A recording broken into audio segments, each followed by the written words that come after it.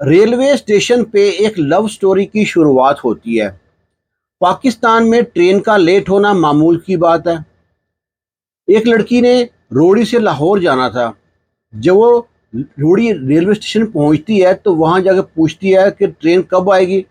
तो बंदा बताता है कि ट्रेन पहले 6 घंटे लेट थी, अब 4 घंटे और लेट है। इंजन खराब हो गया था, लिहाजा ट्रेन 10 घंटे लेट है। जब लड़की ने ये सुना तो उसकी आंखों में मोटे मोटे आंसू। वो बेंच पे बैठ गई और अपने घुटनों में मुंह देके रोई जा रही है। ये सारा माजरा वहां पे एक लड़का देख रहा था जो किसी को छोड़ने आया था।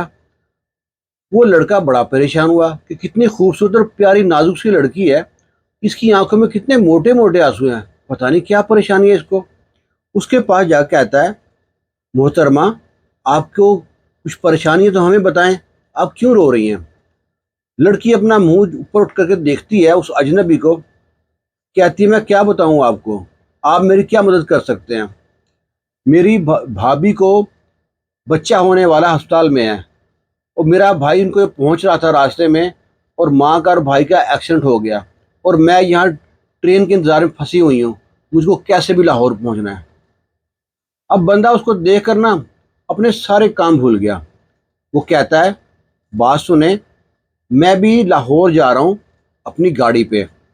अगर आप मेरे साथ चलना के पसंद करती हैं तो मेरे साथ चल दें, मैं आपको वहां पे छोड़ दूंगा। तो लड़की कुछ देर सोचने के बाद ना कहती है, ठीक है। और वो लड़की, जवान लड़की, कुंवारी लड़की और कुंवारा लड़का, अनजान लोग सफ़र पे चल दिए। सफ़र शुरू होता है तो लड़का कहता है, मुझको ना रात का जो सफ़र है ना, इसमें नींद बहुत आती है, बस आप मुझसे ना बातें करते रहना। वो कहती है, ठीक है, मैं बातें करती रहूंगी। लड़की बातें कर रही है अपने भाई के बारे में, भाभी के बारे में, माँ के बारे में बता रही है।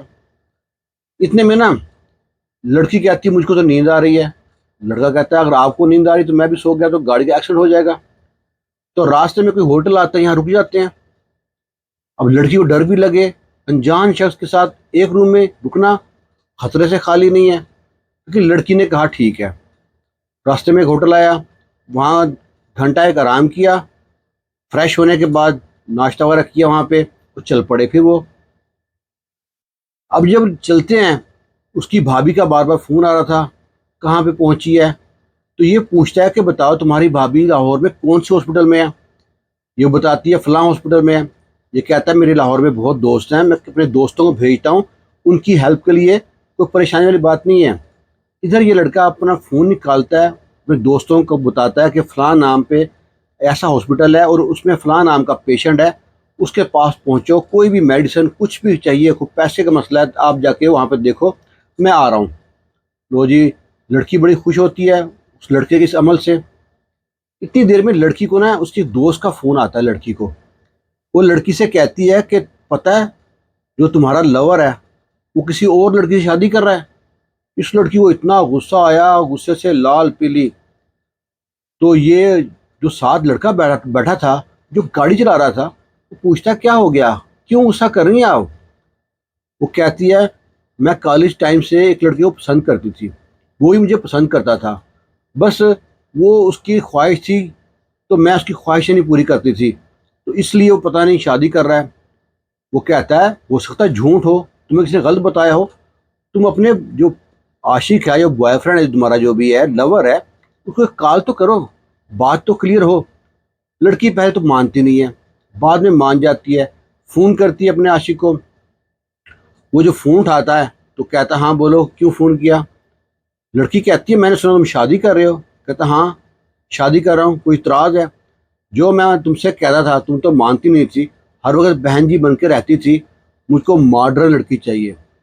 लड़की कहती है, अच्छा, जो मैं नहीं मानती थी वो लड़की मानती है। कहता, हाँ वो लड़की मुझसे अकेले में मिली है, मेरी बातें भी मानती है, इसीलिए मुझसे शादी कर रहा हूँ। वो पूछती है, कौन सा मैरिज हाल है और किस किस तारीख को। वो बताता है, ये मैरिज हाल है इस तारीख को। वो कहती, मैं आऊँगी और तेरी ऐसी तैसी करूँगी। इतने में लड़का फ़ोन बंद कर देता है। बड़े गुस्से में लाल पीली उसको बुरा भला कह रही थी। अब स्पीकर ऑन था, लड़के ने सारी बात सुन ली थी। लड़के को समझ आ गई कि लड़की ख़ानदानी है, इसने उसकी बात नहीं मानी, इसलिए उसके बॉयफ्रेंड ने और जगह पे शादी कर ली। अब ना वो लड़की से दिल दिल में उसके लिए सॉफ्ट हो गया, थोड़ा सा, थोड़ा उसके दिल में अच्छा लगता है लड़की के लिए। अब लेके रास्ते में जा रहा है, इतनी देर में वो पहुंचते हैं जहाँ पे लाहौर पहुंचते हैं। जब लाहौर पहुंचते हैं तो वहाँ पे उस हॉस्पिटल में जाते हैं। अस्पताल में जाते हैं तो इसकी भाभी से मिलते हैं, इसके दोस्त वहाँ पे होते हैं। अब ये उनसे कहता है कि मैं रुकता हूँ यहाँ पे, अगर किसी चीज़ की ज़रूरत पड़ती है, कुछ पैसों की और भी कोई हेल्प की, तो मैं आपके साथ रुकता हूँ यहाँ पे। उसकी भाभी देखती है ये लड़का कौन है, पर सवाल नहीं करती। अब उसकी भाभी को, उसके आने के बाद लड़की पेपर पे साइन करती है, उसकी भाभी को ले जाते हैं ऑपरेशन थिएटर में। और कुछ देर बाद ही ना उसकी भाभी को एक नॉर्मल डिलीवरी से एक बेटा पैदा होता है, बड़ा प्यारा सा। भाभी बड़ी खुश होती है और उसकी भाभी ना उससे कहती है, तुम्हें मालूम है जो तुमसे प्यार करता था लड़का, उसकी शादी हो रही है। उस लड़की ने अपनी सारी बातें जो होती थी ना अपनी भाभी से शेयर करती थी। वो कहती है, ये मुझको मालूम है। वो कहती है, ये कौन है? वो कहती है, ऐसी कोई अजनबी है। वो कहती, अजनबी से सफ़र करके आई तुम?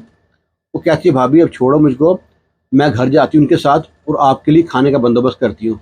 और भाई कहाँ है? भाई से मिलती है, माँ से मिलती है, सब लोगों से उस लड़के को भी मिलाती है।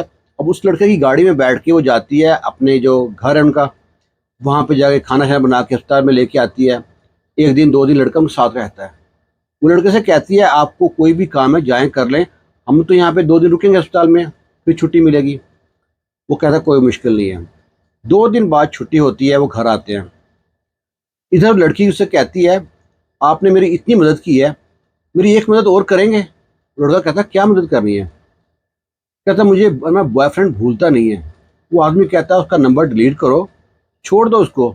तुम जैसी खानदानी लड़की के लिए लड़कों की कमी नहीं है। फैशनेबल मॉडर्न लड़कियां जो होती है ना, वो तुम्हारी जूती के बराबर भी नहीं है। लड़की अपनी तारीफ सुनती है, उसे बड़ा अच्छा लगता है। लड़की उसे कहती है, बस मेरा ये आखिरी काम कर दो। वो कहता है, काम तो बताओ तुम। वो कहती है, जहाँ पे जिस हाल में शादी है ना मेरे बॉयफ्रेंड की, वहाँ पे मेरे साथ चलना है, मेरा शोहर बन के। लड़का बड़ा खुश होता है, कहता है ठीक है।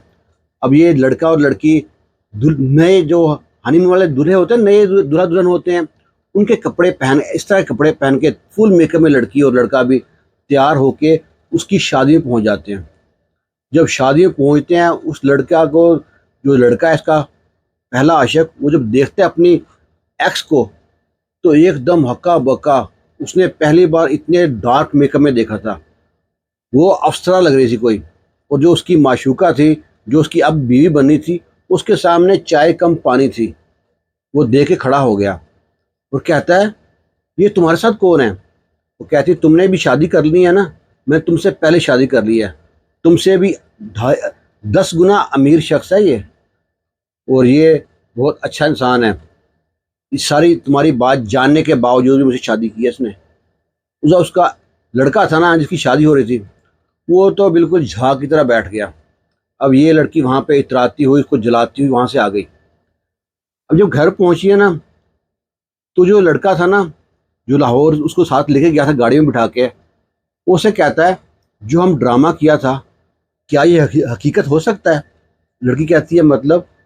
लड़का कहता है, मैं तुमसे शादी करना चाहता हूँ। लड़का बताता है, हमारी कई जगह पे ना प्रॉपर्टी डीलिंग की शॉप है, हमारा बिजनेस है जगह जगह पे, जहाँ भी नई नई कॉलोनियाँ बनती हैं हम वहाँ पे जाके प्रॉपर्टी का काम करते हैं। पैसे रुपए पैसे की कोई कमी नहीं है, बस मुझे एक ज़रूरत थी ख़ानदानी लड़की की, जो मुझे इस सफ़र में मिल गई है। मैं तुमसे शादी करना चाहता हूँ। तो सारी बातें उसकी भाभी सुन रही थी। भाभी भी अंदर आ गई तालिब जाते मुस्कुराती हुई। वो लड़की कहती है, मैं अपने माँ बाप से पहले पूछ तो लूँ। भाभी कहती है, तुम मत पूछो, जब ये तुमको लेके आया था ना, मैं, तुम्हारी माँ और तुम्हारा भाई सब यही बात कर रहे थे, काश ये इससे शादी कर रहे हैं, सब घर वाले रेडी हैं। बताओ, अब तुम बताओ क्या कहती है?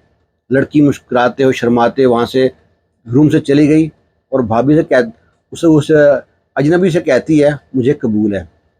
तो जी फिर उनकी शादी होती है और कितना अच्छा एंड होता है शादी का। जब कोई भी लड़की अपनी हद में रहेगी ना, उसका नसीब भी अच्छा होगा, क्योंकि वो अल्लाह के खौफ से कोई हराम काम नहीं करती।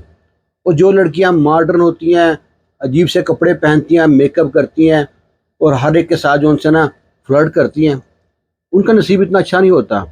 वो बहुत से लोगों की बिस्तर ज़ीनत बनती हैं, सिर्फ अपने शोहर की बिस्तर ज़ीनत नहीं बनती, तो जो मशरक़ी लड़की होती है वो अपने शोहर के नाम पे जीती है, अपने शोहर के नाम पे मरती है। उम्मीद करता हूँ कि आपको छोटी सी कहानी, छोटा सा मैसेज अच्छा लगा होगा।